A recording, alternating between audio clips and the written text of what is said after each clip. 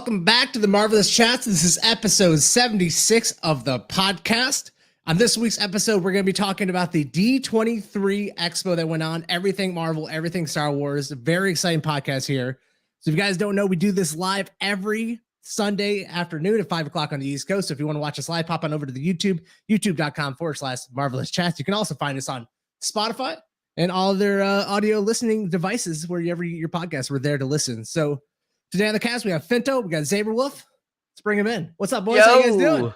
What's up? Hey, how's it going, man? Happy D23 weekend, everybody. Hell yeah, dude. Last week we had a long, well, it wasn't really like it was a normal enough podcast lengthwise, but there was a lot of content. This week, Yes. strapping, guys, because this one might be about this. I think this one's going to hit 2 hours, maybe more. Easily So- 2 hours, man. I think so. Yeah, I think so. Lot to talk about. Oh, for sure. Yeah, I just, I thought we were going to get a lot more titles up front, just like the Marvel, but they really did go deep and give us a lot of content, a lot of trailers, and just, a lot of cast, like all the cast members on stage talking about all the performances while they throw out their trailers. I thought D23, like from the get-go, was just an absolute blast to be watching on the live streams. Yeah, and the funny thing was yesterday I was watching with Katie, and I'm like, "The hell is this shit?" And I realized that I have been watching the wrong live streaming, and I realized that they weren't really streaming like any of the trailers for D23 at all, unless you bought like a virtual ticket, which I wasn't aware of. Oh, yeah. I wasn't aware of that either. Yeah, apparently you can buy a virtual ticket. That's cool. I was actually at a wedding yesterday, so I was offline for the day. So I was trying to, whenever I could, just like open up Twitter, give it a quick refresh and see if there was any news. And like I saw a few clips, like the new Star Wars stuff, like Tales of the Jedi trailer, the Mando season 3 teaser, and I was like, hell yeah. And I just kept kind of refreshing during the day as the wedding was going on, just kind of hoping that I would see like Fantastic Forecast or something, and nothing came up, and I was like, what the hell's going on? And then I got too drunk towards the end of the night, and I just completely forgot about it then. But I woke up this morning. Getting too drunk at a wedding? No. I know. But look. That's so funny. They're trying to say their vows, and you're just on Twitter doom scrolling Fantastic Force castings, Yeah. It's fine. I was down in the stands. I wasn't actually I wasn't on part of like the party, so it was fine. It was I was just sitting in the stands just watching, Yeah. That's so funny, bro. I think I don't know. I don't want to get too deep. I'm glad you had a good weekend. How's your week, Zaber? Great. Just been really busy. Been on call, so I haven't really had a chance to take a look at all the news going on. But I watched everything, catching up. I actually caught up today. Oh It's yeah, just been so crazy. Yeah. I only watched She-Hulk today as well. Really? I've had a bit of a mad week as well, and I couldn't get around to it. I couldn't find the time to watch it, and I only watched it today. So I suppose that's good because it's kind of fresh in my mind. So when we do get around to, I think what we should do for this cast is we'll do all the D23 stuff first. I think because that's like fresh and a once off, and then we'll go into She-Hulk episode 4, Rings of Power episode 3, House of the Dragon episode 3. And then whatever, we'll just kind of see how it goes. So, I suppose like what was your most standout thing from D23? Like what got you the most hyped? I think the most hype would actually be seeing the actual Thunderbolts lineup. This is a movie that we've, been rumored for a long time. And a lot of speculation who's going to be in it, who's going to be out of it. Even with like rumors of like Hawkeye leading the Thunderbolts because he's done it in the comic books before, right? Like he is part of that. So there's been so much hype and speculation because there's so many good, morally great characters, I guess you could say, in Marvel. Like who are they going to choose to do that? Right. And so us finally getting the lineup of, Val, Ghost, Red Guardian, who's Black Widow's sister? Yelena Belova. Yelena. Yeah. Bucky is Winter Soldier, U.S. Agent, and Taskmaster. It is kind of a weird lineup because they all pretty much do the same thing, right? But their characters, like the way their personalities, seem like that could be a really fun movie just to go and watch. Yeah, there's not too many people on the team that I suppose Bucky and Red Guardian I suppose are both super soldiers, and Yelena is just a human. And yeah, I don't like Ghost. I have no real interest in Ghost. I thought her character was kind of boring in Ant-Man 2. I suppose I'm curious to see where it goes. And then as well with Taskmaster, I don't know what they're going to do with that character. We kind of spoke about it in a previous podcast, and it's kind of a gray area for me because I don't know, does she have like abilities or is it all just tech? Like, and she's just a regular person who utilizes tech. I don't know. I need to see. Ghost? I know for Taskmaster. I need to see more. Yeah. It seems really weird the way that they designed, Taskmaster in a way. It's just so off-putting at times, because when you think about it, it's not Taskmaster. It's completely not like the persona of Taskmaster that we knew and grew up with, like from the 616 era. And so like this is going to be a completely different take on it. I'm not sure if maybe they worked out some kinks. Maybe she can talk now, because it's going to be kind of weird if she's just mute and that's like the only mute character in the team. Because I think this whole lineup here, all of them are talkers in a sense, except for Bucky. I think Bucky's pretty chill. But US Agent probably wants to get the notion out with Bucky and talk to him about like what happened during Falcon and the Winter Soldier. Yelena is probably going to talk to Bucky. Everyone seems to need to talk to Bucky. a lot of people are saying that Yelena and Bucky might be the next kind of little power couple of the MCU. Whoa! What do you think of that? That's interesting. I mean, I think they've, obviously everyone in the comic books has like screwed each other at this point, but I could definitely see, Black Widow and Winter Soldier type of deal going on, and I think Yelena is actually going to have a lot of like big moments with US Agent where they're really going like button heads, going after one another, because they seem kind of like polar opposite in what they want. Remind me, because I know you only spoke about this in one of our previous episodes as well, that you rewatched Falcon and the Winter Soldier. Did you finish the series?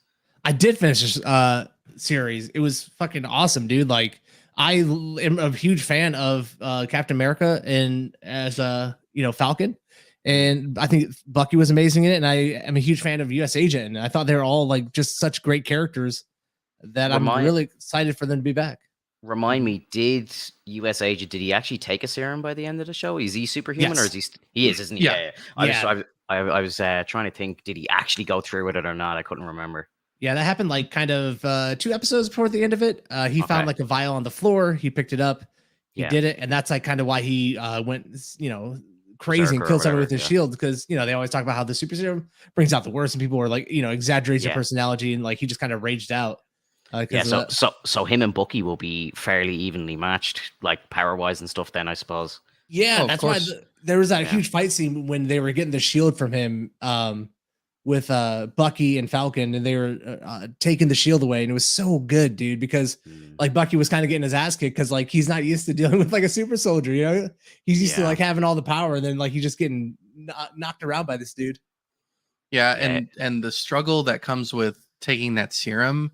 Especially with what Hotman said, like depending on what kind of personality you have, that serum can mess with your mind and give you trouble.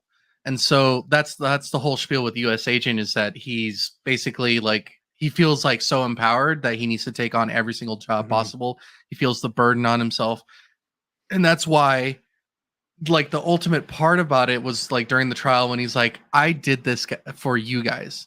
I did everything for you. Like I only did what you guys told me what to do. Yeah. And that felt powerful. Yeah, he's kind of like a tragic character, as much as the internet hated the guy. When you break him down as a character, if you take away him, trying to be Captain America, he really is a tragic character who has just been used his entire life and has done horrible stuff that he should answer for and all that, yada, yada. But at like the core of it, it's like, so is Bucky. You know what I mean? Bucky's been that way. So I don't know. I like him. I feel sorry for any person that would have had to have followed Chris Evans after, you know what I mean? Like the next person to pick the shield up was always going to fail in the eyes of the public, because Chris Evans is so beloved, and like Wyatt Russell is a fantastic actor, Under the Banner of Heaven, he was really good in that show. Like he was brilliant. He had an amazing performance. So we like, he can act, but it's just, people just didn't like him, and I think that's like exactly what was meant. Like we're all meant to hate him, and I thought it was really well done. And it was pretty much like a big double-edged sword, especially for Falcon as well, because it was this whole spiel, and it was in the comics like of a black man taking over the mantle of Captain America. So not only do you have to like own up to be better than Steve Rogers or as good, you have to be, someone that represents diversity in that sense as well. Sure. So we know now as well from yesterday, they brought out for one of the panels for Captain America New World Order, they brought out Anthony Mackie, they brought out Isaiah Bradley. So do you think just the fact that there's a lot of people that are in the show, or sorry, a lot of people that were in Falcon and the Winter Soldier are now going to be in Captain America 4, do you think maybe they might potentially make an appearance in Thunderbolts, because we know that Bucky's going to be in Cap 4 as well. Mm-hmm. So I'm wondering, do they come across to Thunderbolts? Like, would you see Falcon in Thunderbolts? I think that'd be pretty cool. Yeah, like why would you see Sam? I'm sure he feels like he should show up at some part just because he has such a connection to, Bucky and US Agent. Mm-hmm. One of the shocking things from this lineup is like no Baron Zemo, who's from Falcon and the Winter Soldier, So I could definitely see those two showing up at some point in the Thunderbolts. Zemo, especially because so many of the people in the Thunderbolts like are super soldiers and he hates super soldiers. Was there any mention of like what their mission will be, or like what's the purpose of the team? Like what's the goal? I think so. I didn't watch like the panel, but I don't think so. Maybe it's Zemo. Yeah, like break Zemo out or something. That's what I was assuming as well. Maybe that's why he's not the lead right now. Mm-hmm. Or maybe he won't be the lead and he'll just join up, which is fine. But I know most people have probably had concern because they're like, isn't Baron Zemo supposed to be the lead? And it's like, it doesn't really matter as long as you have someone that can take charge. And I think Yelena's fantastic. She's a great character, and she's mysterious. Like I remember when we were watching Hawkeye, and it was just fun seeing her like on scene and just chatting with Kate Bishop and just having those moments of like, I can kill you at any moment, so please just chill out. Yeah. I'm surprised there was no Abomination either. That too. Yeah.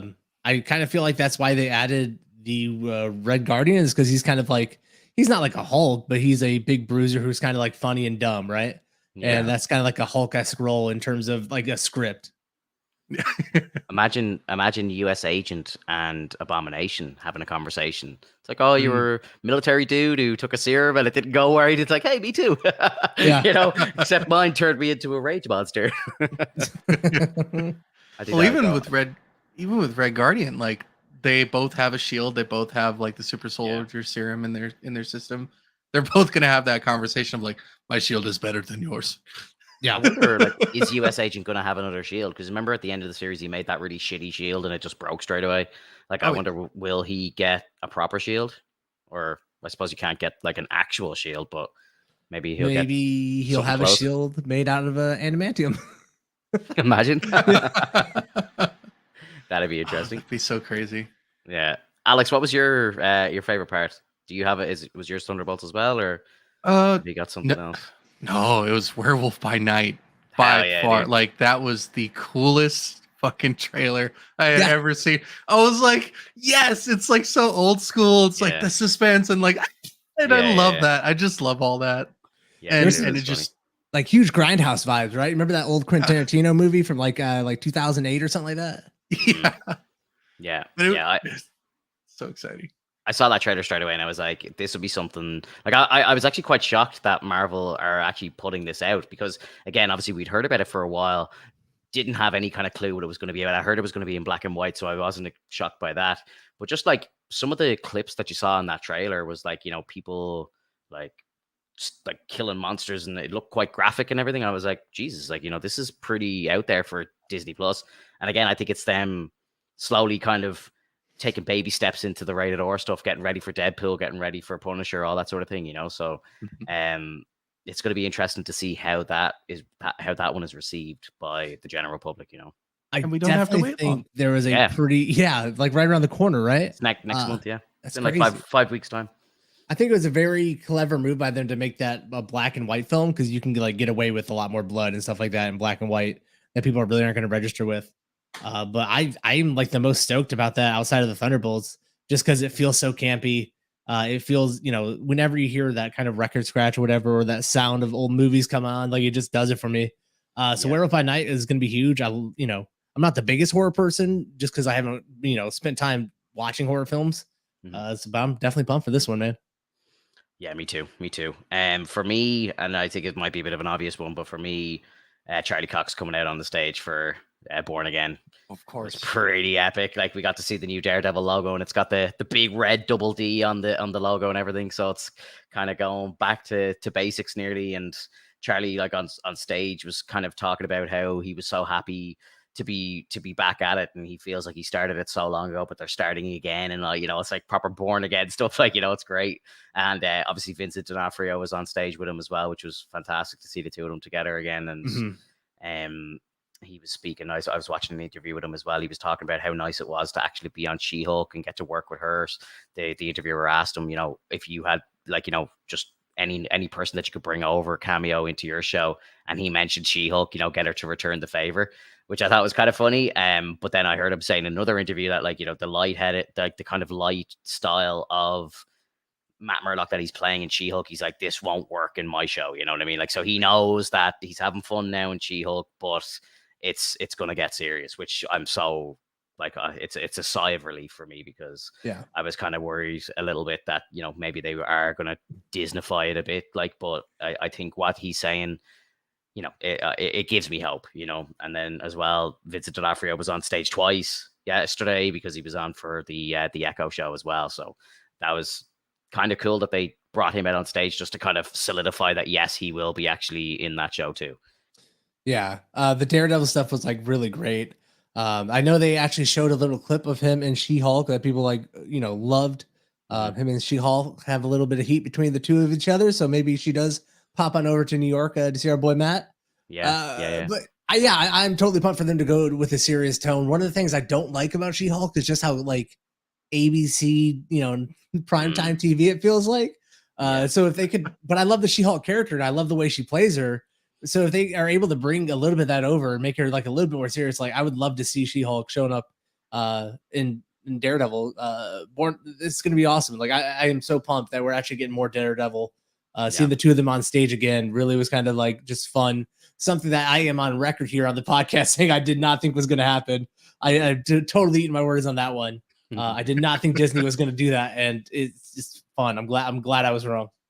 Yeah. And I agree with you, Finto. Like, the dark tone of Daredevil does not fit well with, like, in terms of She-Hulk. So, like, having a bit more lighthearted in She-Hulk feels kind of nice, and especially with the different costume. Like, if you think about it, if you do a different costume for, like, this lighthearted take on Daredevil, and then you go back to the red, just the all red costume, or even, like, black and red, that's going to feel comfortable, because it's like, okay, so now we're back to, like, the nitty gritty, like, the crazy Daredevil situations.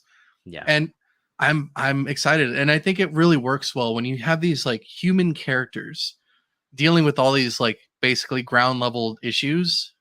Yeah. It feels comfortable because we can relate to that in certain ways. I mean, we can't relate to, like, walking in like Karen did into, like, some sort of crack house and just, trying to find Speak that yourself. culprit.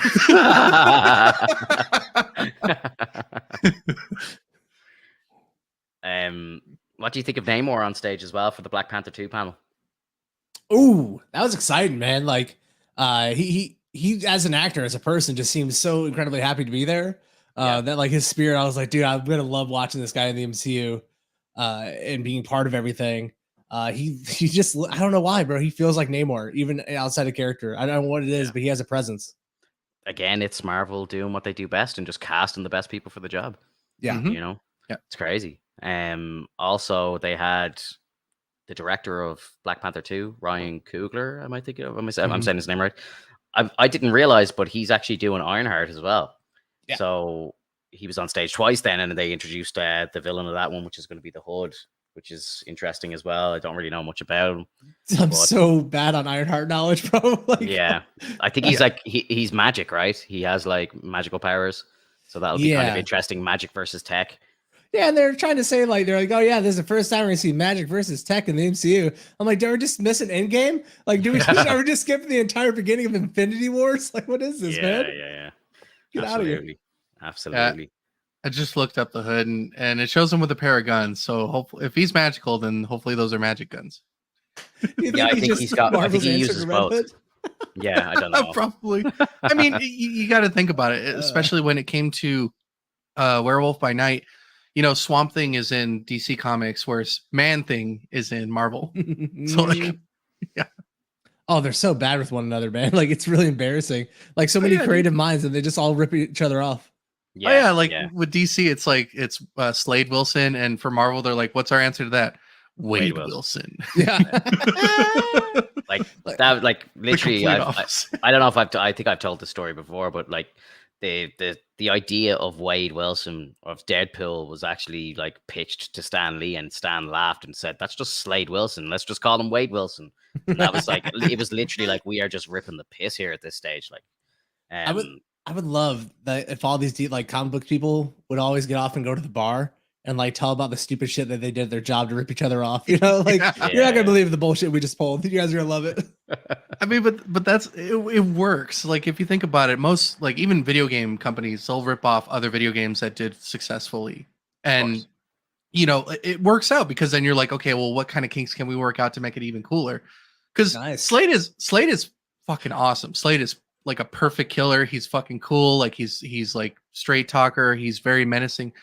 Whereas like Wade is like loudmouth, you know, crazy, you know, doesn't die, kind of like in a similar fashion. But it's just it works because they're like, well, let's not make it completely the same. Let's make him a crazy dude. Yeah, like I think Slade's never really been done properly in live action. I don't think because I like the first time I sat down and started reading like Deathstroke comic books, I was like, oh my god, this guy's amazing. Like, what the hell? Crazy. I do have to say though, like it is kind of fucked up to be like Deathstroke, Deadpool. It's like, come on, man. I love it. I'm into that type of nonsense from these old like 1950s, like 70s characters. It's just so good. For sure.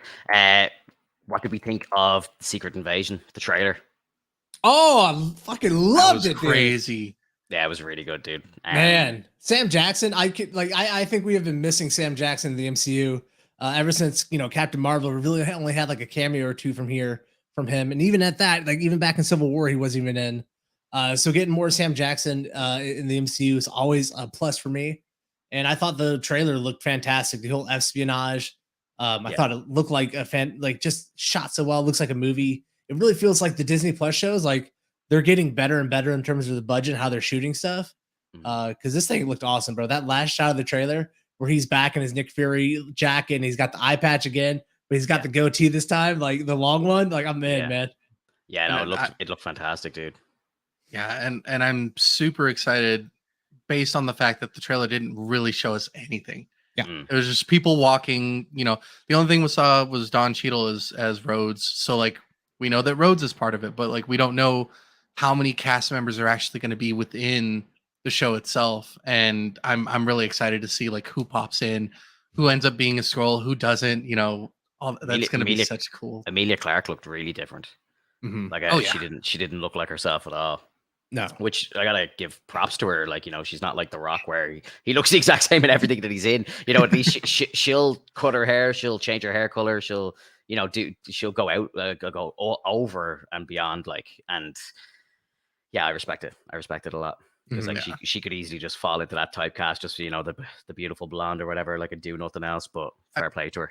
I mean, it really worked because we're Katie and I are still finishing up. We're on episode 10 of Game of Thrones season 5, and we'll be finishing it up pretty soon. But I was talking to Katie. I was like, you know what? Like Emilia Clarke just looks amazing in every single outfit that she wears. And she's like, yeah. So what they did was that the wardrobe people like actually made it form fitting. So like they would take her measurements and make it so that it fits her, so that she actually looks like just like a perfect kind of queen, just looking like beautiful in every way. And so like it's all these different takes on it. And I was like, that's amazing. Like it's amazing when the wardrobe department can just do something like that. So I'm really hoping that with all the things with the Skrulls and with any imposters, any non-imposters, that it kind of has that same setting as well. Where everything is form fitting, so you absolutely don't know who is going to be a Skrull. Did you see that bit in the trailer where I don't know what the character's name is, but the dude stood up and there was like 10 versions of him. Like it was all the Skrulls behind him. Like that was crazy because I was like, holy shit, they can actually just morph into the same person. And there was like 20 of the same character just standing in a room. It just looked wild, bro. Dude, So, the yeah, first time I watched it, I was on my phone and I didn't even catch that. I didn't catch that to the second rewatch on my PC. Yeah, I was yeah. like, oh, okay. Now this scene makes sense. Okay, this is fun.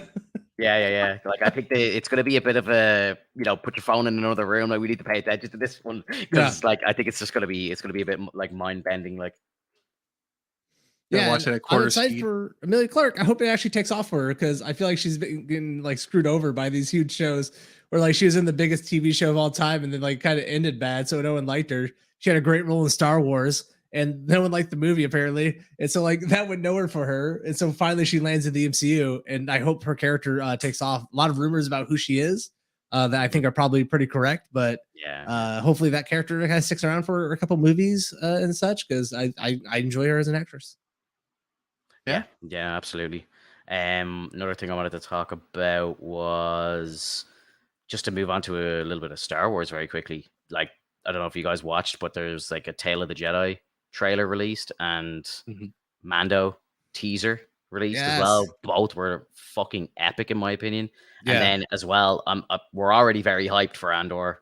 Here we're gonna Huge. be absolutely covering Andor. Friend of mine is actually going to be he's an actor who's in Andor and he wants to come on the podcast, so we might have a guest star of a fucking actor who's actually in the show, so it's going to be really good, so stay tuned for that, guys. But that Andor trailer got me so hyped, it's not even funny. Like the latest trailer was mind-blowing, I thought. Yes. I'm so hyped for it already. Disney Plus on Disney Plus Day, so I think that was Friday, right? Was Disney Plus Day Friday? And that was when they kind of released they put out, I think it was the 8th maybe or something. I don't know. It's confusing, but I hate that there's a Disney Plus Day. We got to stop, man. Like there's Amazon Prime Day, there's Disney Plus Day. These aren't real things, man. I know. But they put out like Love and Thunder again. They put out like the assembled, the making of Love and Thunder, which I watched today. It was actually pretty good. Yeah. They put out the making of Obi-Wan. I haven't watched that yet, but I've seen a few clips. It looks amazing. And then they put out something like a 9-minute clip from Andor. Which God! I watched a little bit of it, but I didn't watch all of it because I was just like, I want to turn this off now because I don't want to be watching the first episode and have a 9-minute like spell, and I'm just like, I've already seen this, So I was like, okay, I'll turn it off. But I watched it all. I loved it. It was a really good dialogue scene, but I was just like, I want to turn it off. I don't want to see anymore. I'm like, I'm happy with what I see. I'm done. Yeah. No, Cassian Andor, like that, the dude who's playing him is great. I always forget the guy's name, but it's like the dude from Thor who played the professor. He's the father, the Sasgard father. Yeah. So they have a scene together, just talking to each other about rebellions and empires and all, and like it's just intense, man. It's just like spycraft stuff. You know what I mean? Like espionage. Who can you trust? Great scene. But Star Wars in the coming from D23, the Mandalorian trailer. Holy moly, dude. The Mandalorian trailer was on fire. Like this feels like it's going to be the best season. I thought season 1's been the best one so far. Season 2, but the stuff that they're doing in season 3 with Mando and the Dev Clan and whatever faces Katan. I don't know these things. I never watched the Clone Wars. Katan. Like, dude, the scene where they're dropping in, like from the drop ship. Oh my God, man! It felt so over the top. All the jetpacks going off. You're actually like when that line as well, like where she's talking to Grogu, and it's like you think your father was the only Mandalorian or whatever. It's like, oh my God, here we go. Ooh, I hope he kills that bitch. Yeah. So funny if he just force chokes her. What was that?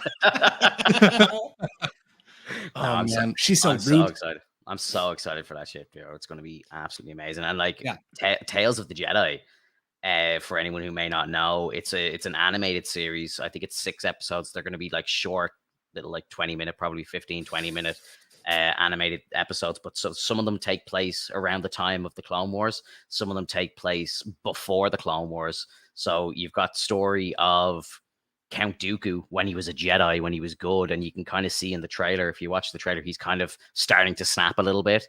He's training a very young Qui-Gon Jinn, who was his apprentice, or Padawan, sorry, apprentice is the wrong word. And basically, you can see him trying to like starting to break a little bit. You've got like scenes with Anakin and Ahsoka and stuff that wasn't in the show. Like I'm really hyped for it, and like I know what the animated stuff isn't everybody's cup of tea, but it's that Star Wars stuff is incredible, and we're gonna get a younger Mace Windu as well. Whew. Yeah, Tales of Jedi. These are all stories that like you really want to know about. It's the stuff that they make books about. I I'm not the biggest fan of all the anthologies that they're doing for Disney Plus. It just feels like it's kind of like a cheap way for them to like make stuff to get out there for people to watch.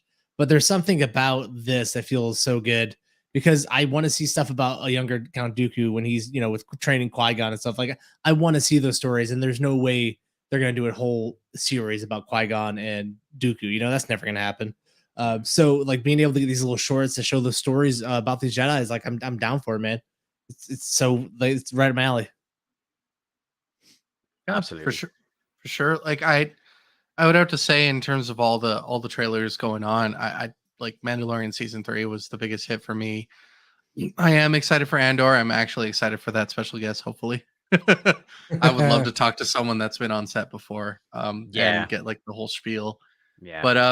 But like for Mandalorian season 3, I just got to say, like, that was incredible. Like the way that the whole conversation was going on, and you see all the other Mandalorian characters like pop in, and you see that like they're looking to expand and kind of show that the clans are still around, and that Mandalorian has to deal with that. Mhm. And so like and he's his own clan. Like I love that. I love how he's like, you two are of your own clan. Like you guys are on the sideline. Yeah. Yeah, it's going to be really interesting. I think, I don't know, like I was kind of expecting a little more out of D23 if I'm being very honest. I know we did get a lot of stuff, but I thought we were going to get some more, like some bigger stuff, because like they had mentioned during San Diego Comic-Con that they're saving a lot of the best stuff for D23. So I'm thinking, like, I was waking up this morning going, I'm going to open my phone today and I'm going to find out who the Fantastic Four are. I'm going to, we might find out who's like the first mutant projects and all that sort of thing. And it was just like, they confirmed the director as Matt Shackman, and that was it. Nothing else about Fantastic Four. And I got duped by a really good Photoshop when I woke up, and I saw like what looked like someone took a picture from sitting in the crowd at D23, and they had a cast list up, and it was like Krasinski confirmed as Reed, and John Boyega as Johnny Storm, and Seth Rogen as the Thing, and Henry Cavill as Doom. And I was like, I actually screamed when I saw it. I was like, oh my god, this is actually perfect. I would love it. And then I found out it was fake. I was like, fuck. He got his ass. Yeah, I got. It was too early in the morning. I was a little hungover, so they got me at the best time ever. I was so gullible. Yeah. They definitely did not set our expectations the right way. They got us to tune in for sure. But you're right. They did not drop titles. One of the biggest mistakes, or not mistakes, I should say that. But they showed us at Phase 6 with all those empty spaces on it, where they were just like dates that they want to put movies out on. And they left you thinking that they were going to like actually release titles at D23. Like, hey, that first slot that's missing, it's going to be this movie, The X-Men. And none of that. Like, none of that. Feige totally just told us about everything that we already knew. There was nothing new going on. No, it was nothing new. It was stuff that we've been talking about for a while now. And, just kind of confirmation. Like, we all knew the Shackman thing was true weeks ago. That was like confirmed weeks ago. So like, why was that even announced there? Mm-hmm. I really don't know. Like, like, I think what Marvel are doing is like putting like leaks out there, or like getting like, the Hollywood Reporter to throw an article out and then see how that's taken by the public. Is it hated? Is it retweeted? Is it slagged online? And they're just sitting there watching and seeing, okay, yeah, no, this was received well. Let's go ahead. They'll probably, I wouldn't be surprised if they themselves were the ones who leaked like all this Henry Cavill shit. And it's like, okay, let's see who the fans cast him as. Let's see what's working, what's not. Mm-hmm. Some people like him as Reed, some people don't. People are loving him as Doom. Let's maybe do that. So I think they're definitely way more in control than they think they are. Or that they portray to not be in control, but I think they actually are the ones who are doing all this leaking themselves.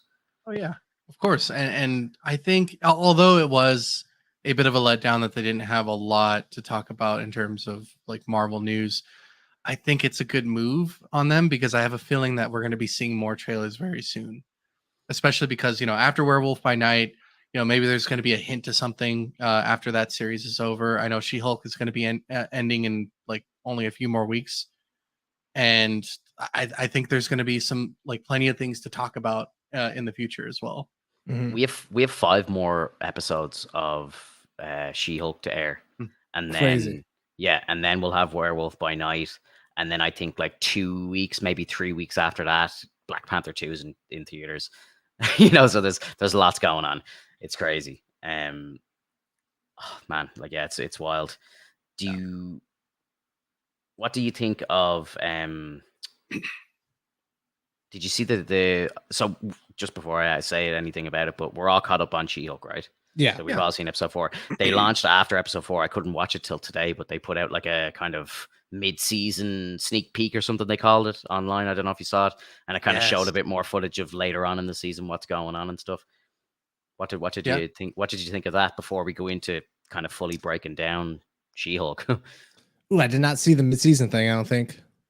Oh, yeah, there's a it's like a little minute clip, and they have like some dialogue scenes between Matt Murdock and She-Hulk, and you see she's kind of fancies him a little bit, and the two of them are standing beside each other, and she does a bit of a fourth wall break. She's like, I'm digging this guy's style. Like, you see Daredevil in the background with the yellow suit on, like it is so, like, you see see a full body shot of him, and there's a lot of yellow in it. Yeah, a lot of yellow in it. Yeah. So yeah, I don't know. Like, I could see why people are hating the show. I was watching episode 4 today, and I was laughing. I thought it was kind of funny, but I know that I'm just kind of looking at the show now as a complete piss take and just a complete like joke of a show. And when I'm looking at it in that lens, I'm happy with what I'm watching. But I could see people that are, again, have the serious continuity, serious MCU hats on, and I could see why they're not liking it, So I see why people are hating it, but I'm just enjoying it for what it is. Like, like each episode starts and like Jennifer Walters is talking to us. You know what I mean? I'm just like, how could people take this seriously? Like, you know what I mean? It's just such a joke of a show. Yeah, they definitely took the show like in a direction that doesn't feel like anything within the MCU. And I guess it's like kind of fun, but at the same time, I don't like the general idea of it just because, like I said earlier, like it feels like an ABC family show just in the MCU or something like that. Like it just doesn't feel like a show that I would tune in for. There's a reason why I stopped watching regular TV a long time ago. And it shows like Game of Thrones that really brought me back. So hang on a second. I got to jump off for 1 second. No problem. What was your favorite? I suppose we can just jump into She-Hulk episode 4. But what did you like the episode? Did you hate it, Alex? What did you think? Oh, dude, I'm loving this whole series so far, and it's not because it's a Hulk type character. It's mainly because this is what the character is all about. Like if you were to refer to the comics, yes, there are moments where it's serious. There are moments where she has to deal with a lot of serious situations, but all in all, Jen's a fun character. It's supposed to be similar to Deadpool, but not completely. There are serious moments, but I'm just taking it as a fun situation. And yeah, it can seem a bit ABC at times, but it's courtroom stuff. It's like silly shit. Like it's Marvel, and they're trying to show like, okay, things can happen. Like I talked about it in the last week's podcast. Things can happen. Things go to court for no apparent reason. But like in these cases, they're pretty serious. Like Wong pretty much telling Donnie Blaze to like stop. You need to stop casting magic. You're not a sorcerer. Yeah. You're like you're going to get people hurt. Yeah. And it's true. It happened like at the second half. I thought the second half was a little bit stronger because things did start going out of like into chaos, and Donnie didn't realize what he was going through. Also, like, I hate that they said Donnie Blaze. I'm like, oh, you guys are teasing the hell out of us because it's so close to saying Johnny Blaze. Do you remember when they were breaking down the original trailers, and somebody noticed like obviously they missed the D and they saw like Oni Blaze, and everyone thought, oh my god, Johnny Blaze reference, Johnny Blaze. And obviously it was Donnie Blaze. Like, so yeah, I think that was just them kind of going, we fucking got you, Yeah, there was a lot in that episode that I really enjoyed. Wong fucking watching The Sopranos and stuff. I was crying laughing, dude. I loved it. Absolutely loved it. And he's like, he's strutting in and he's got the popcorn and all. He's chuffed to be watching it, like, and he's watching it for the first time and he gets it spoiled on him. And my girlfriend has never seen The Sopranos. So like when your one goes, Oh. oh, when Adriana dies, and my girlfriend just looked at me and I was just like, look, it's your own fault. we want to watch it. And then later on she says like, but when Tony kills Christopher, and I was just like, oh God. Because like that's one of the biggest moments of the whole show. Yeah. So my girlfriend's just like, oh shit. I thought that character, what was her name, Madison or something? She's like one of my favorite characters they've ever put in the MCU. I feel like we all know like kind of a girl like that. So I'm like, dude, like this girl's fucking rocks. Oh yeah, and her calling for Madison, like it's with 2 N's and 1 Y, but not where you think. Yeah. I thought it was funny, but again, it was just, if that was in any other project, I'd be like, oh my God, what the fuck is this? Like, but the fact that it's in She-Hulk, I'm like, okay, yeah, it's cool. We can get away with it. It's fun. Well, here's something crazy, right? So during the week, I've been rewatching Entourage. It's one of my favorite shows of all time. And I just recently started watching it again.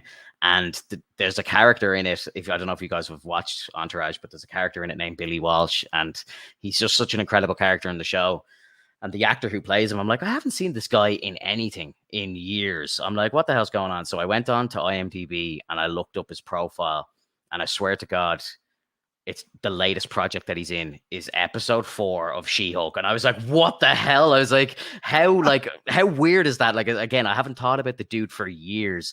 And this week I say to myself, let's go onto his page, see what he's up to. And he was Danny Blaze or whatever they're going to call him. So I'm just like, wow. I was like, what are the odds of that? Like, just the fact that, again, I'm rewatching a show he made 20 years ago and just like, what's this dude up to now? And then boom, he's in this week's episode of She-Hulk. Crazy. So funny. Yeah. Crazy. Yeah, I don't know. I don't really think about She-Hulk overall. Like, I'm going to finish the series and like, I'm not hating it for some reason, but I'm also not like loving it. When I watched Loki, I like actually hated Loki while I was watching it. And maybe it's because these are just shorter episodes and it feels like you're just like in and out of it real quick. But like, I don't mind it. I don't mind tuning in for a week or a half hour a week and like seeing this kind of funner side of the MCU. And not for nothing, but the girl playing She-Hulk is just doing such a fantastic job. Like I love her just as an actress now, and just playing the character is tons of fun for me. I saw I opened up TikTok today, and the official Marvel account was like the first thing that popped up when I opened the app, and it was Tatiana talking to like the crowd. She's just like, if you're seeing this in your For You page, you should really be watching She-Hulk and all. We do fourth wall breaks. Then she kind of looks at the camera like I'm doing right now, and I'm like, this is fucking brilliant, It's really, really good.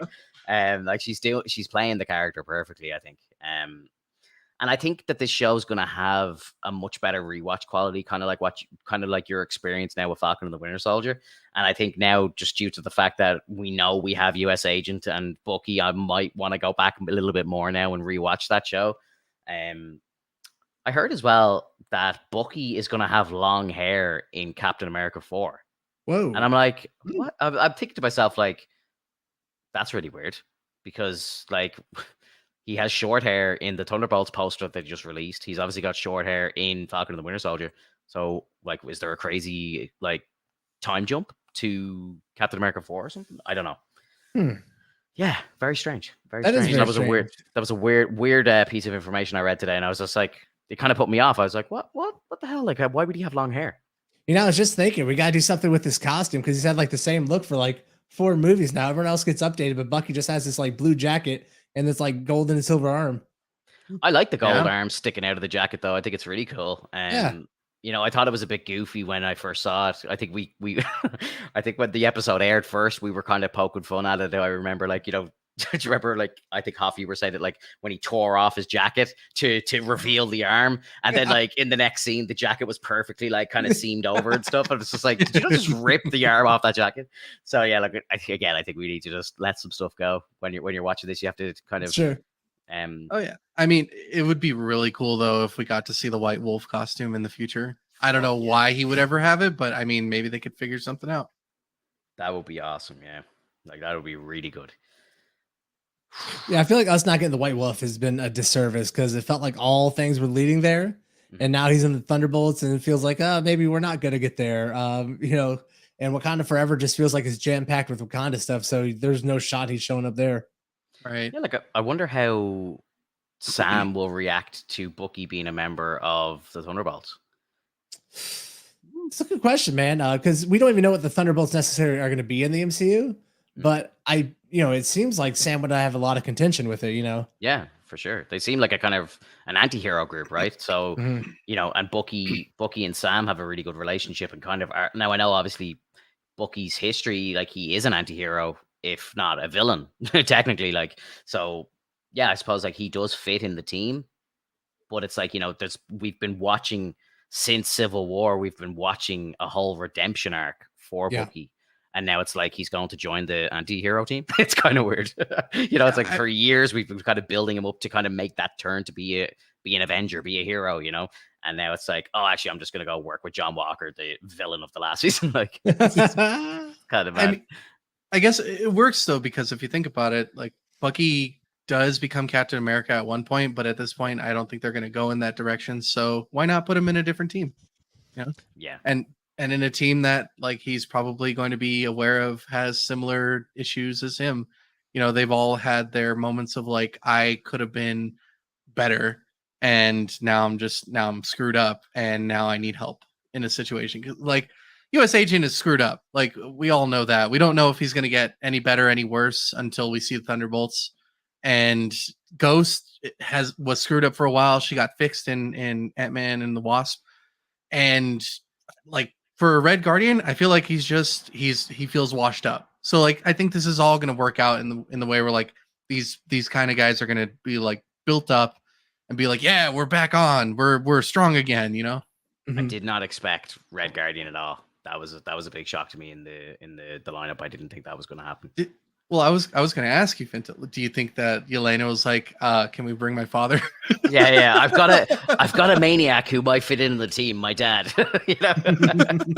I hope we actually see the recruitment process. Like, I don't know. Like, would it be? It's kind of MCU style, nearly, to kind of tease it throughout other projects, maybe. Kind of do a little bit of a build up. But I would love to see, because obviously Yelena and Val are clearly working together for a long time now. So like it'd be funny to kind of see the two of them going around and like, Val's like, have you got anybody else for the team? And then it just kind of shoots to Russia or whatever. It's him just being a fucking maniac. I think that'll be really, I hope we get to see that, Oh man, like imagine him hanging out with Ursa Major again. Yeah. I mean, dude, the fact that they didn't full send Ursa Major in Black Widow, huge disappointing. Yeah. Because didn't the dude who was cast to play him, like, was kind of hired on the basis that he was going to be a mutant and all this sort of stuff. And I think he was even saying in an interview, he's like, I was telling my like family that I had a really big role in this because I shot loads of scenes and it was an important role and it was like technically the first mutant in the MCU and all this stuff. And then they just cut it way back. poor guy. Yeah, we need justice for him. Ooh, before we get to the next reviews of what came out this week, did we talk about the villain of New World Order for Captain 4? Was it officially confirmed? Feige talked about it on stage. I do believe I was watching a YouTube video of somebody who was there in the audience. Tell me more, Hoffman. Plug it to my veins. It's the very own. Settle yourself, Alex. The leader is coming back to be the villain. No way. Yes. You're a kid. No. He's back. Oh my god. They're bringing all the old Hulk people back, and the leader is going to play a big part. He's someone who went after the super serum, tried to develop it. And it's going to be good. Super serum. That's good. Isaiah Bradley's going to be there. It's going to be a lot of fun stuff. Ooh. Yeah, Isaiah Bradley's going to be cool. I saw him on stage anyway, that's for sure. Mm-hmm. That's cool though, the leader, yeah. I wasn't sure, because I think I did hear something about a leader being mentioned, but I didn't know if it was actually the leader that Alex has been talking about from the Hulk, like, or if it was somebody else. Yeah. Well, and we, like, in a sense, like, we're kind of getting, I don't know if we're getting hints or not, but it feels like we're getting hints in She-Hulk that someone is out there looking for her blood, and it could be the leader.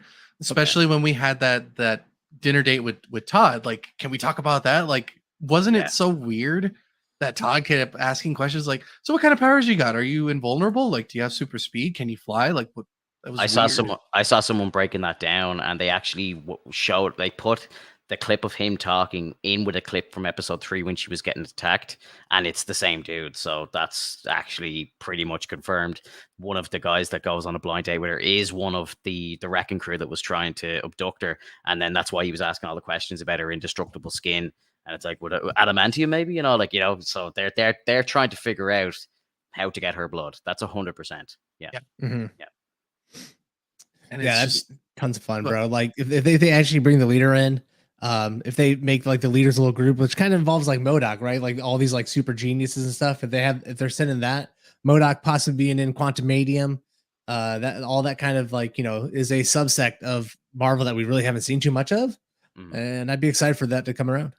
well, Yeah. and it seems like we might also get the Madman, which would be really interesting. Like Mhm. a lot of there was speculation that Todd was actually like going to end up being a Madman, but if he's part of the Wrecking Crew, then not like that's not going to happen. But I would love to see the Madman. That would be really cool. Mhm. Did we talk about Ant-Man? Because I know they did a panel with Paul Rudd out on stage, and they brought the Wasp out, and they brought out Jonathan Majors as well. And Paul Rudd had mentioned during his chat that he said that like what he's seen from Quantum Mania, he says it's the most insane shit that he's ever seen in his life. Like, so he's like, honestly, he's like, it's the most bonkers movie ever. So like, pretty sure, isn't that the first project of Phase 5? So Yeah. that's going to be like Phase 5 starting off with a fucking bang. Yeah. Yeah. And I heard from somebody who, because they showed a trailer, extended trailer for it inside of D23, and they basically the scene where Kang is asking him if he's an Avenger or whatever. That scene kind of goes on a little bit longer, and Kang mentions that something was stolen from him, and so it's a possible, you know, it's Ant-Man. It's going to be like a heist movie where he might be stealing yeah. something back for Kang or something like that. I don't know. I love it. I love it. I had a note here. Hang on one second. Which project? What is it? Yeah. So the director of New World Order, he mentioned, I don't know what the director's name is, but he mentioned that he said the words, like describing the movie, he said the words a paranoid thriller. So like, I'm like, Mm. it's very interesting words to use, like to describe like a Captain America movie, I think. So I'm like, kind of like, the vibe of this movie is going to be really, really kind of out there. Like, so I'm curious what you guys think, like what could be potentially going on there. Man, I really don't know. Like, I wish we could get a better trailer for all of this because it feels like a big departure from anything they've done before. Mhm. But at the same time, you're like, into what though? Because like, what does that even mean? What he said, you know, it's like a word salad of what could happen, and I'm like, I don't know what that means actually. Deep down. Yeah. I mean, Yeah. we've had movies, at least 2 movies, where Captain America has to deal with people that are working on the inside. So if we're continuing that kind of scheme, I'm totally for it because it seems to work.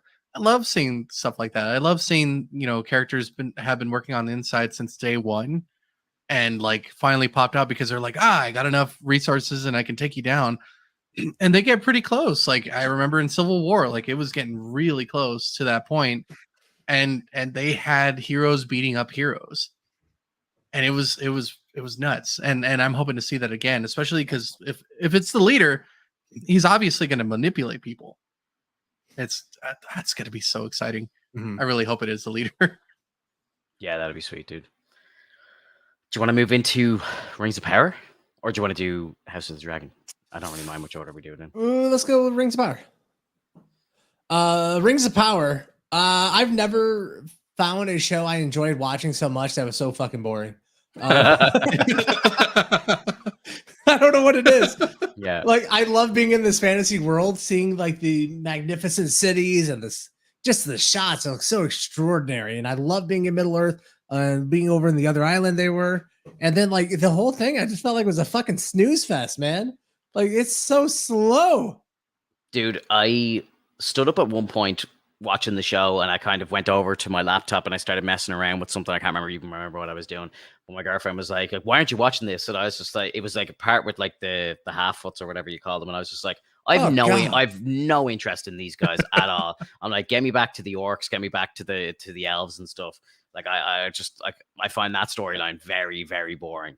Mhm. This was definitely a filler episode. I think like some cool stuff happened. But overall, it was kind of just, yeah, it was just like, okay, it might make sense in the grand scheme of things when it's all said and done, but I don't think, and I'm very curious, I haven't looked up any of the numbers or anything like that, but I'm very curious to see how this episode did viewer-wise compared to episodes 1 and 2, which were an absolute phenomenon. and what episode 4 is going to be like now after they went from having such an epic beginning into a filler episode straight away. I think maybe they should have tried to keep the pace going a little more maybe in this episode and slow it down around episode 5 maybe and start going into a bit more kind of storytelling or whatever. But yeah, I enjoyed it, but I'm in the same boat as you. I think it was quite a kind of just going with the motions episode. Not a lot really happening.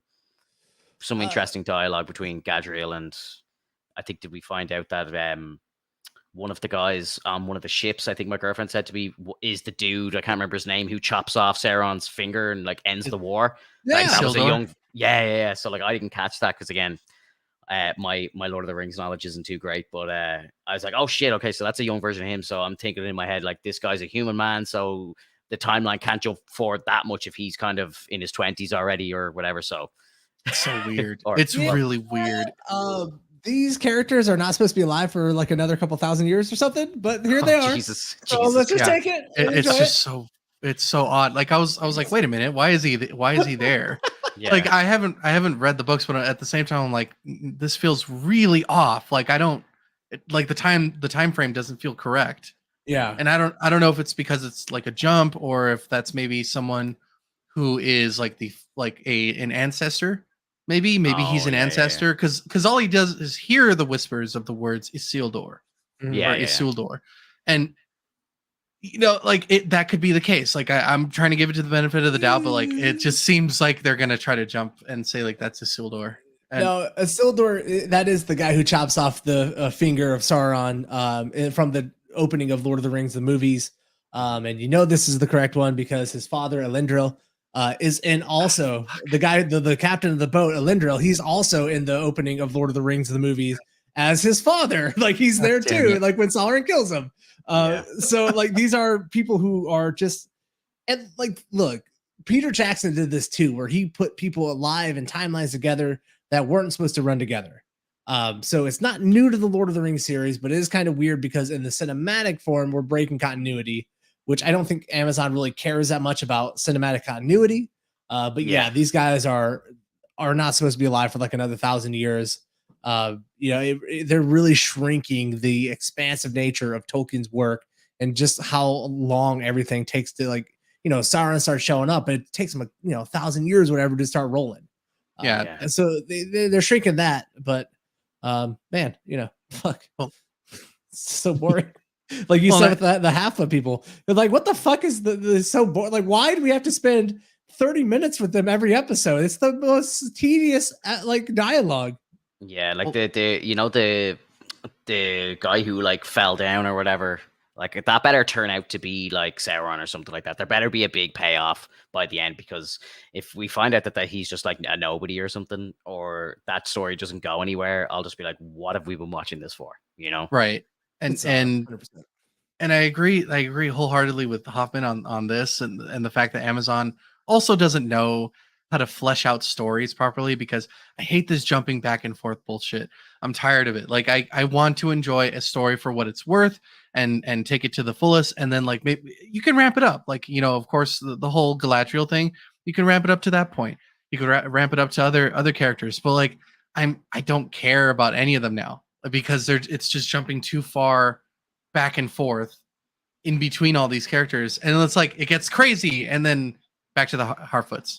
Then it gets crazy, and then back to the Harfoots. But and it's like they're trying to follow this like Game of Thrones model of doing things, because Game of Thrones did this, but they did it in such a like compelling way where it's like every scene had like a cliffhanger on it.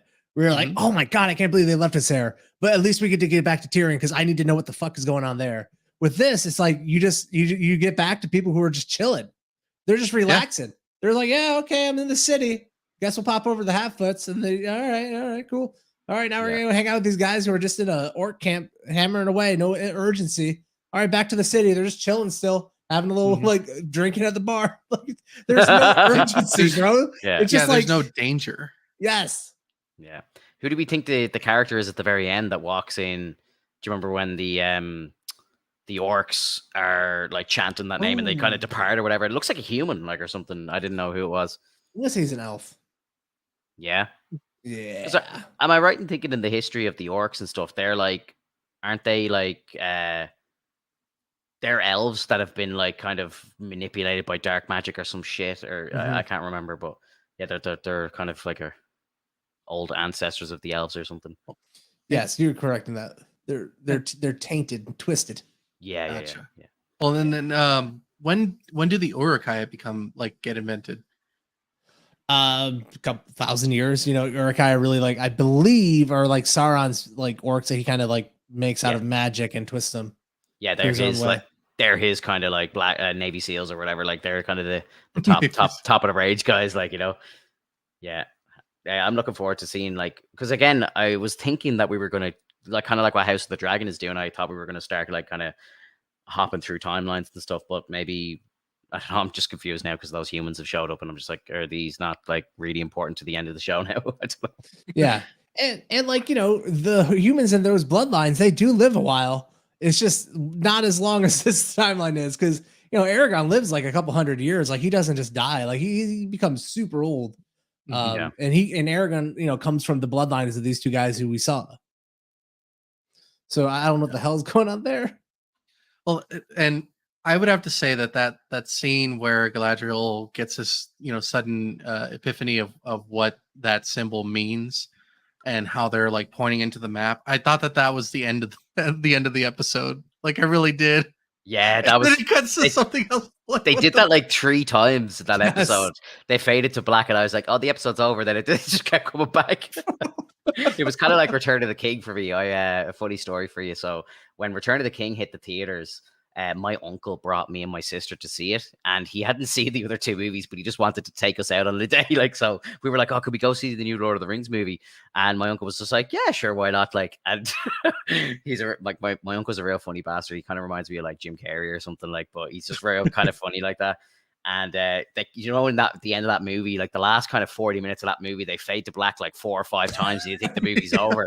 And one of the last times that they faded, I think they faded, and then it brings up like the really old Bilbo.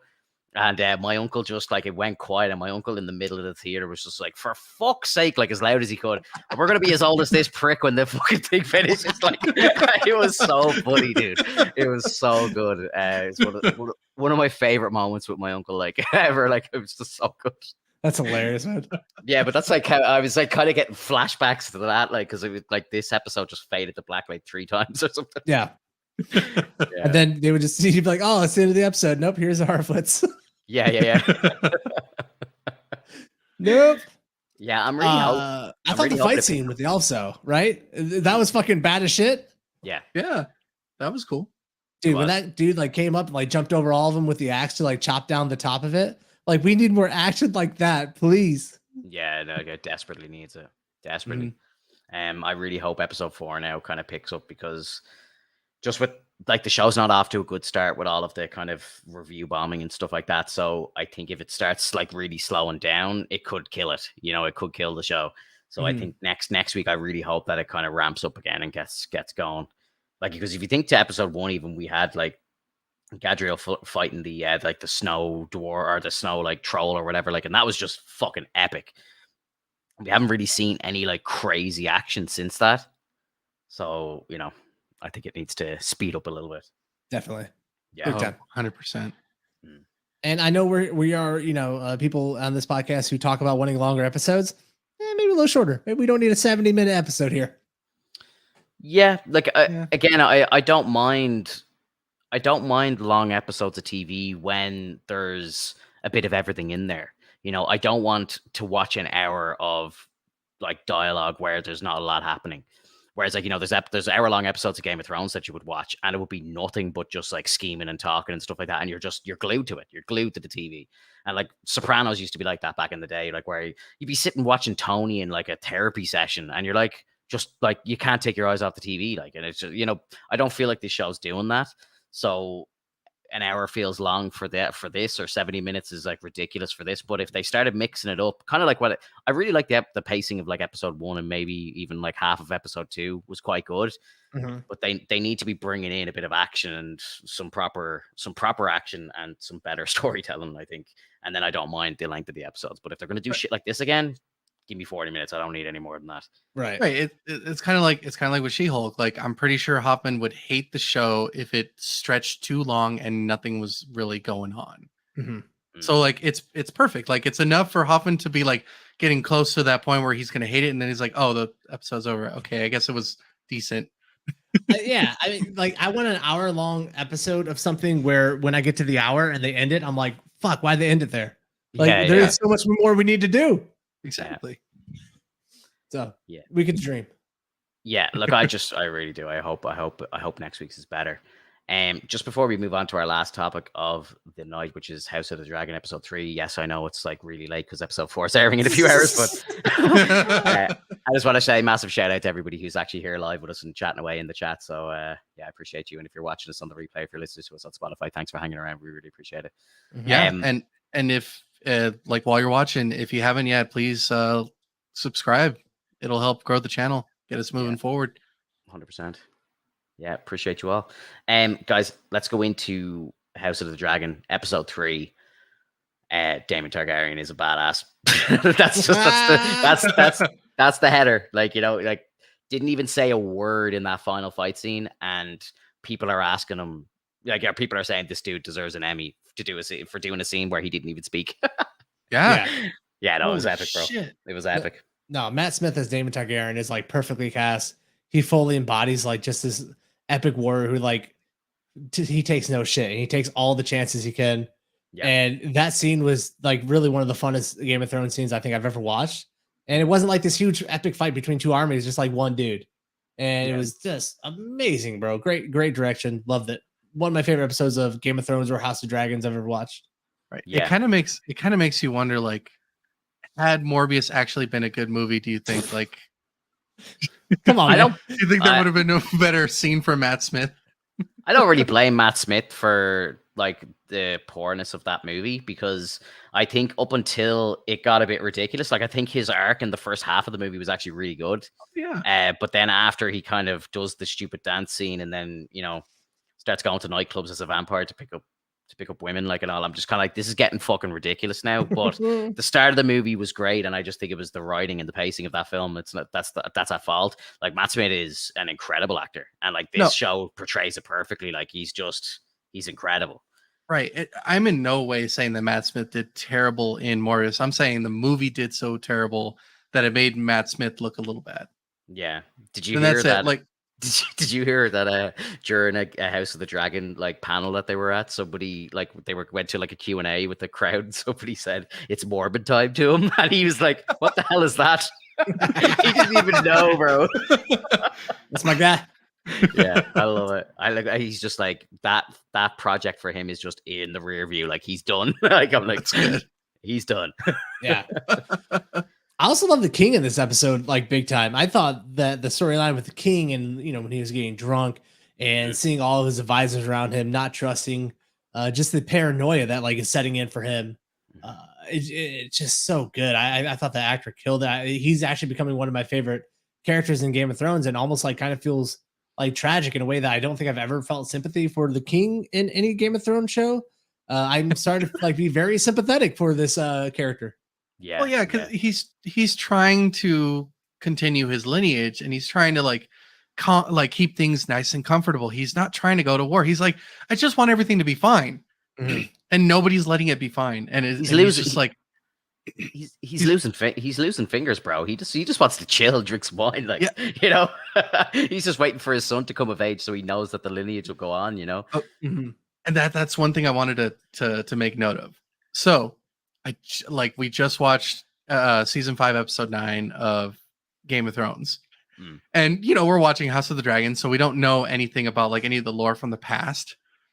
And all of a sudden we get, you know, the Stannis's daughter, she's reading the Dance of the Dragons book, and I'm like, cool. And it's like, it's about Aegon and Rhaenyra at war with each other, and I'm like, and I look over at Katie and I'm like, shit. Did House of the Dragons just get spoiled for us? Yeah, it's been kind of funny at my workplace when people are talking about it, and you know, like, oh yeah, it's so fun getting to see like Daenerys's grandma, and I'm like, oh yeah, that's not Daenerys's grandma. I don't know if you guys know that or not, but Yeah, just you're just like, let me ruin something for you there. don't get too attached. Just Yeah. hold on loosely to your girl, Renero.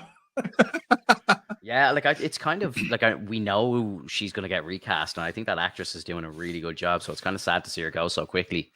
Yeah, it's a bit of a shame. Like I think now I would hope that they do a bit of a good leap of a time jump to justify replacing her. Because I think if they jumped like 10 years or something, it's like you could have easily just aged her up 10 years and kept her on. So Give her a I would, stool. yeah, like just put a few wrinkles on her, maybe a few grays in with the white hairs, like, it's pretty easy to do, like, So I don't know, bro. Like I'm really enjoying her. I'm gonna be sad to see her go. And I like the woman who's playing the Queen now at the moment as well. Like she's really good. So like the fact that we're getting rid of the two of them is kind of nuts to me. Yeah, they definitely got to speed it up to when Aegon's a little older, right? So they got to at least go 16, 18 years into the future. So it kind of makes sense. Yeah. Like I presume we're going to see him kind of in his early 20s or something like that, and right, just getting the crown or whatever, and just seeing what happens then from there. I'm just so hooked on the show. I'm blown away that here it is, Game of Thrones, House of on Song Ice Fire show is immediately just hooking you in because George R. Martin knows how to create like not just great characters but great situations that are just intriguing. You're immediately drawn into them in a way that like it's kind of funny to see the juxtaposition between this and Lord of the Rings. That Lord of the Rings is so slow and it's kind of like flowery and nice, and Game of Thrones is like, I want to fuck my cousin and try to take over the throne. Get it, baby! Ah! Like, I love this show, man. Like it's interesting actually. I was only listening back to one of our previous episodes when they went up on Spotify, and we kind of called it perfectly that like I think I had mentioned that between like episodes 2 and 3 there was going to be a time jump, and we were going to see a little young son, like he's going to give birth to a son and stuff like that, and then it just happened. I was like, oh yeah, we're on the ball, guys. Yeah, we know what's coming. Dude, and it's so funny that like Alex is talking about like Stannis' daughter. It's a complete spoiler for the whole show. Like, it is. So what horrible timing. Well, that's great. See, again, I don't remember any of Game of Thrones really, like the little details and stuff. So yeah, I was kind of hoping not to hear that sort of stuff. I'm sorry. No, it is what it is. It's kind of like Finta. It's kind of like when you were watching She-Hulk with your girl, and she's like, "Well, shit." Yeah, Sopranos. No, but like I don't mind that because like I turned to her and I said, "Look, that show came out 20 years ago. Like if you're getting spoiled for that now, it's no one's fault but your own, Yeah. So I've been with her for 6 years, and like again, this actually came up last night at the wedding that we were at. Sopranos came up and she was like, I haven't seen it, and like my friends looked at me with pure disgust because like they know how much I love the show. I'm just like, yeah, look, it is what it is. Like I haven't got around to watching it yet. So yeah, and then fucking Sopranos pops up this morning, and when I'm watching She-Hulk, and like Wong's doing the little shuffle to the couch with the popcorn and all. I'm just like, all this stuff is lined up so perfectly. Like, I'm just like, it's kind of crazy. Like, I'm talking about like Sopranos again. I haven't seen it in years, talking about it. And then the next day it's in She-Hulk as well. Like, I'm like, what the hell is going on? Oh my God. And I love that Wong grew accustomed to Madison and they were just chit-chatting. It's like, you ever had a gin tonic? Yeah. He's like, I've had vodka and yak milk. I loved the scene where he's like lying on the couch hugging the pillow watching This Is Us and he's all emotional. That was fucking golden stuff right there. Really good. And like when I saw The Sopranos as well, and he's clearly watching it and you can see the TV app is paused, I kind of thought to myself, Disney are being pretty ballsy here, like having like HBO up on the TV. Like, bro, when that music started playing, I was so fucking confused, dude. I know, I'm like, how much did they pay for that? Zero. Wongers. That was good, dude. Wongers. Yeah, that was funny. Yeah. So House of the Dragon is going to be airing later tonight. For anyone in the EU, you probably watch it tomorrow, like on Mondays, like because I don't get a chance to watch it till after work on Monday. So for me, it's kind of a media blackout for Monday, so I don't get any spoilers because it's kind of this. I feel like this show's now back to the kind of hype that Game of Thrones was at. Like I'll wake up on a Monday morning, and if I open up like Twitter or anything like that, I'm getting spoilers. So I'm like, shit, I got to stay off Twitter now, you know? So I haven't felt that in a while with a show. And I thought that when all the Disney Plus shows first started coming out, I thought to myself, oh man, I'm going to be avoiding social media like a plague when these shows come out. But not a lot of people talk about these shows, even the better ones. Like, you know, no one's talking about them online. I agree. Maybe the Mandalorian was one that, like, you know, I had to do a bit of a social media blackout until I watched the episode just so I didn't get spoiled for anything. But since, like, Mando's really the only one I could think of on Disney Plus that's been that high caliber. I think maybe I don't even think Andor will be, and I genuinely believe that Andor could be the best TV show that Disney has ever made. Like, it just looks fucking incredible. And that time is just such a beautiful time in Star Wars as well. And it's just going to be like the vibes of Rogue One are all over it. Like, it's going to be stunning. So I'm so excited. And I really hope that what you say is true, man, because I know we haven't really had any hits lately, you know, after Boba Fett, after Obi-Wan. Like, Obi-Wan was fun, they had their moments, but like, it wasn't perfect. Boba Fett was turning into a snooze fest. They had to bring in Mando just to kind of pick it up a bit. So like, I think with its own show and being in a different setting, I'm really hoping that it does kind of do well. Yeah. Did you guys watch the Kai Patterson cut of Obi-Wan, the movie? The guy the movie made, he made the movie. So this dude decided to get all of the Obi-Wan Kenobi footage, and he cut all the best parts into a movie. And like, he took out all the bullshit of the show, the Leia chase. He took out like Reva going to Luke and all this stuff, and literally just like, he literally killed Reva in the movie. It was fucking brilliant. Because, you know, when Vader like has her down, he stabs her, and the Grandmaster comes back in. That's the end of Reva's arc. She's done. Like, you don't see her again. And I'm like, that's actually perfect. You know, that's where she should have been finished. And Kai does this in the cut. But he's after releasing a 2-part movie now for Boba Fett. So he's turned the entire Boba Fett series into 2 movies. So that's available on his website to get if you want to watch it. You can even download them. But how's he getting away with this? I don't know, bro, because I think like he has a disclaimer on the website saying, like, you know, to watch this, you really should be like a Disney Plus subscriber or whatever. Like, so, you know, I think he's kind of covering his bases, that he says, like, you know, like, only watch this if you're subscribed and you're paying for the content. But the first cut, like the Obi-Wan Kenobi cut, it was just a simple, like, there was a download button on his website. This one now, it's a little harder to download them, because like, you can play it from the website, but you can if you click on the video and go to play it, there's a little button, you can press an option, and then you can actually choose to download the file. So I have them downloaded just to watch them on the big screen, but I'm really looking forward to it, because like, I was a big fan of what he did for Obi-Wan, so I really want to check out how he's going to portray that story of Boba. And it, like, the death of Reva would have been much more meaningful. And even if they decided to bring her back later, like, it would have been like, how the hell did she get back? But it would have been better than like, oh, she just got up and managed to get over to Tatooine without dying. Reva, you know, she had a really great story. I didn't like her character that much, but, you know, they really kind of started to round her out at that second to last episode, where, you know, they really revealed her backstory and showed you clips of it and stuff. And I thought that was going to be a great ending point for the character. And, you know, I don't know why Disney does this, but like, not everyone has to make it out of the movie or out of the TV show. We don't need, you know, endpoints so you can just make shows down the line. Because if you make a Reva movie, I'm not showing up. If you make a Reva TV series, I'm not watching it. I'm just not. Like, it's just, I found her character boring. I don't think there's that much there to tell. And I'm just not, there's far more interesting characters in Star Wars that I'd much rather have interest or a TV show made about. So stop holding on to these characters. Just stop. Yeah. It's like with was it Star Wars Rebels with Cad Bane? Or was it Clone? Okay, so he's been in it all, like, really, to be honest. Like, I think he first showed up in Clone Wars, then he was in Rebels, now he's in Boba. So whether they identify that he's dead or not, which I think most people believe that he's not dead, like, they could totally make a show of that. I don't know what point they could put it in, but Cad Bane is cool. So like, he's a cool character, and I would be shocked if the first time that they bring him to live action is to kill him. So they could either do like a prequel to what we've seen, so maybe he shows up around the Rogue One time or something like this, and that would make more sense to kind of bring him back into live action, but he's a younger version of himself, or they do decide to keep him alive, and then he shows up later on in Ahsoka or the Thrawn saga or whatever they're planning to do. Because I presume all these shows are going to lead to somewhere, like the Filoni verse, as they're calling it.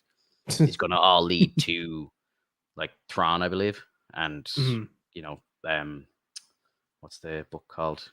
Something of the Empire. Ooh. So they're. If So you they're wouldn't have actually gonna asked. go with books? Sorry, what? I was just saying, like they're actually going to start referring to the books. I thought they scrapped them. Some of them are canon, and some of them they're taking characters from them and kind of maybe changing stuff. But Thrawn was already referenced in Mando season 2, so we know he's actually out there.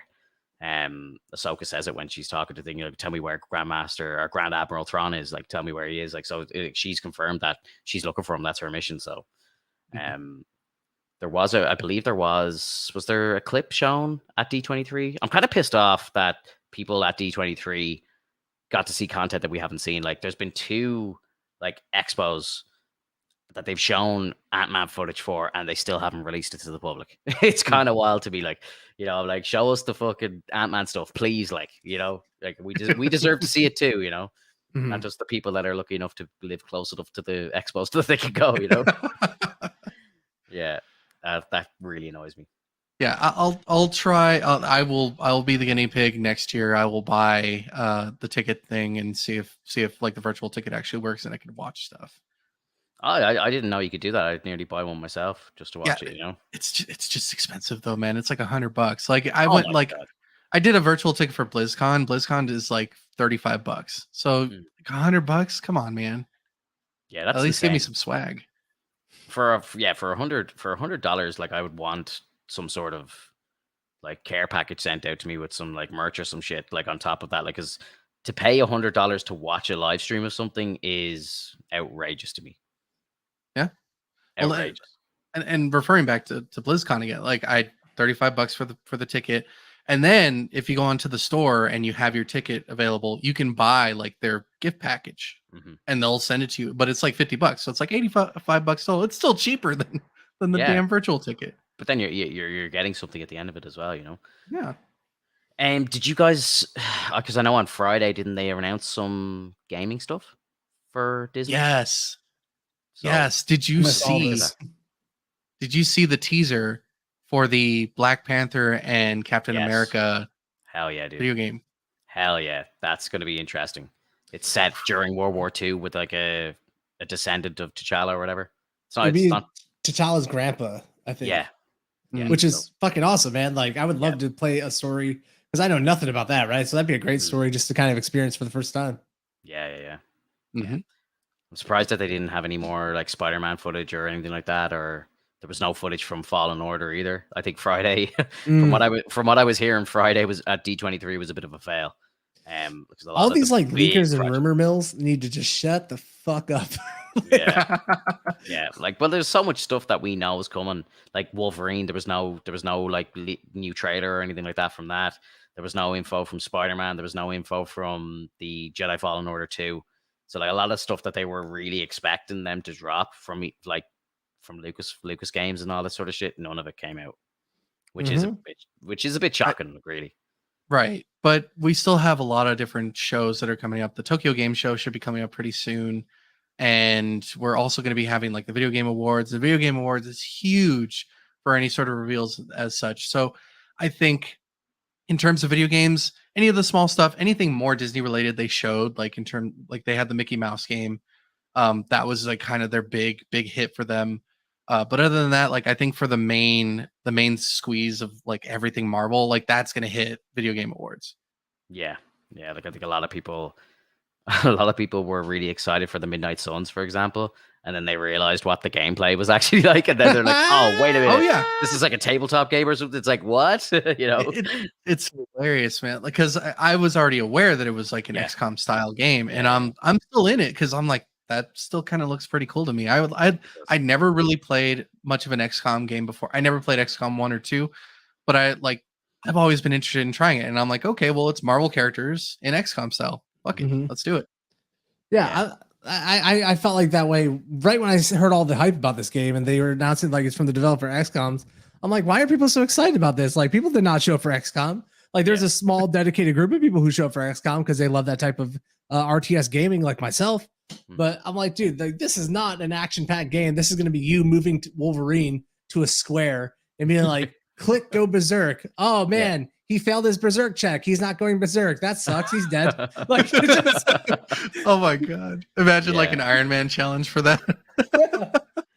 But I think that's one of the biggest things about XCOM 2 is the fact that like it kind of zooms in and shows the cinematic of like the action happening. So like he fires upon the alien, and then the alien either takes a hit or doesn't. And so I think that with this kind of situation, like especially for Wolverine, like he's going to be swiping at the enemy. So like if it misses, it's gonna. I'm hoping it looks cool if it misses. Oh, it's gonna look great. Yeah, that or the enemy is just gonna do a sick capoeira dodge, like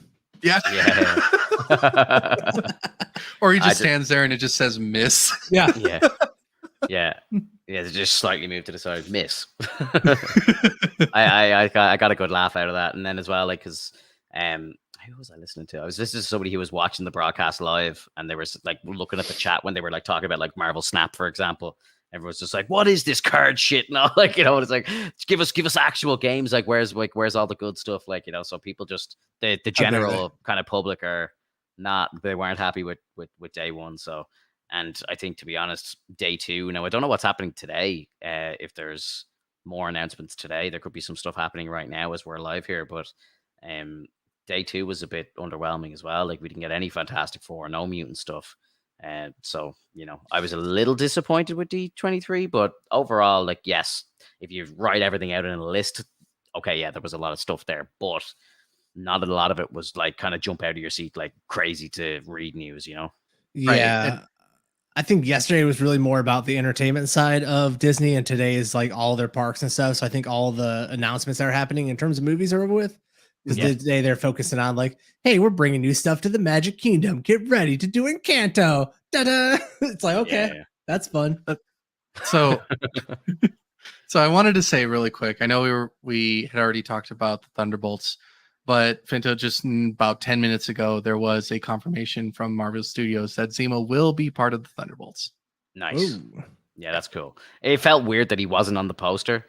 I thought that was kind of strange, and that a lot of the cast were actually there for interviews and stuff like that. I'm like, where's Zemo? Like, he's like should be a part of this, like, you know. And that's what made me think that maybe he'll be like a big villain, and they'll kind of reveal that in the first trailer that he's the mission, Zemo's the mission, or something like that, you know. Right, because as we all know, at the end of Falcon and the Winter Soldier, he gets arrested by the Wakandans. So it's going to be an interesting take. Like, how the hell are they going to get him out of there?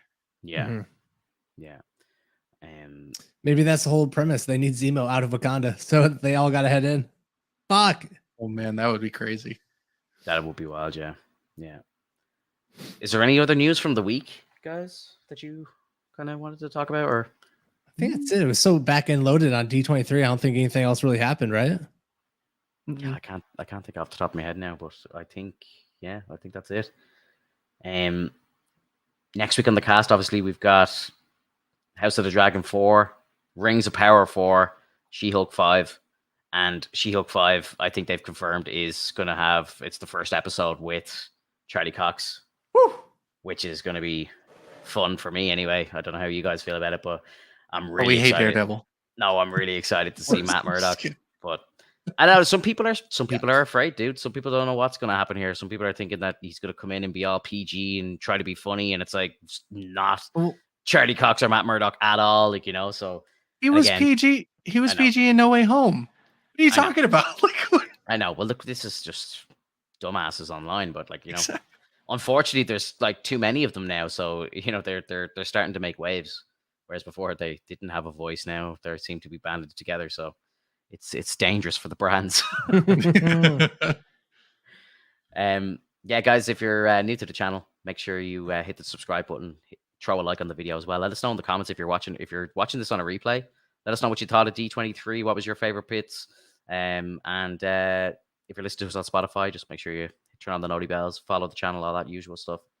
And we're Marvelous Chats on all the social media stuff: TikTok, Instagram, Twitter. We're everywhere. So yeah, we'll see you next week, guys. Have a good Later, one. everyone. See ya. Bye-bye. Bye.